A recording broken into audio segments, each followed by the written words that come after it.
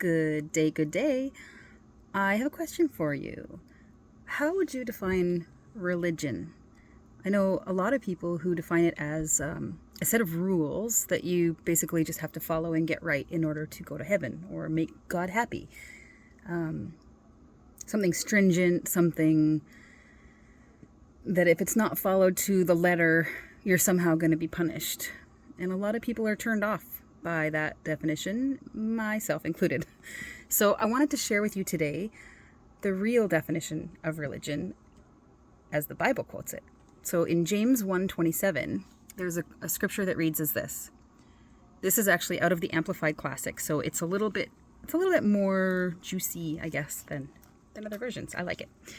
External religious worship, religion as it is expressed in outward acts, that is pure and unblemished in the sight of God the Father, is this: to visit and help and care for the orphans and widows in their affliction and need, and to keep oneself unspotted and uncontaminated from the world. No set of rules there, right? Did you catch that? Caring for widows and orphans in their distress and not being polluted by a crazy evil world. Those are two things that are pretty easy to do for anyone who has good moral standards. So I just want you to consider what God is calling you to, and that when people challenge you and say, well, I'm sorry, I don't believe in religion, I tell them I don't either unless it's the way God defines it. Because most people, even Christians, don't actually know that scripture is in there. They don't actually know the true definition of religion.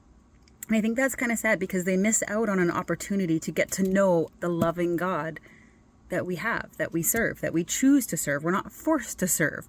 We're not forced to follow any specific set of rules. Yes, there's the 10 Commandments. Yes, we try to live holy, but we don't live holy for the purpose of being saved or of going to heaven. We try our best to be good people and live holy because of what Christ did for us. We do it out of the love that we have back for Him, which is love that He gave us first. He bought our freedom. He bought our salvation. He bought our redemption. Like, humans are the only ones that actually get a chance to be redeemed when they screw up. There is no living a perfect life. God knows that, and that's why He knew we needed salvation. It has nothing to do with religion. So the next time somebody challenges you and says, I'm sorry, I don't believe in religion, feel free to tell them neither do you unless it's God's way. Let them be curious. Let them ask questions about what that actually means. And I think it's important that we do share that with people so that they can have a better understanding of who our God is. He doesn't require anything from us except to receive His love, receive that the sacrifice of His Son is true. It is real. He did rise from the dead. He did defeat death, and that He is coming back to claim His own.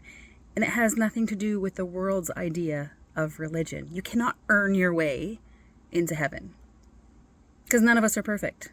None of us are ever going to get the 10 Commandments completely right. God has a perfect law, and we fall so short, so short. The Bible even says that all fall short of the glory of God.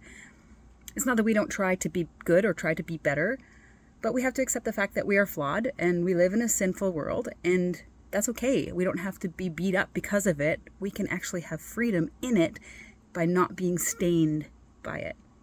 So just some food for thought for you today, and I'd love to know your thoughts. Leave a comment below. Please click like and subscribe, and I'd love to chat with you. So get in touch.